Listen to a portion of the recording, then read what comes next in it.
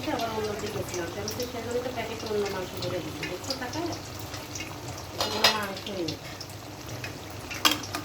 কারণ এক টুকরা দিয়ে দিচ্ছি, তার মধ্যে শুধু চর্বি আছে, এই কয়টাই মাংস ওর মধ্যে, তাও তোর মধ্যে কটা চর্বি আর হাঁটবে।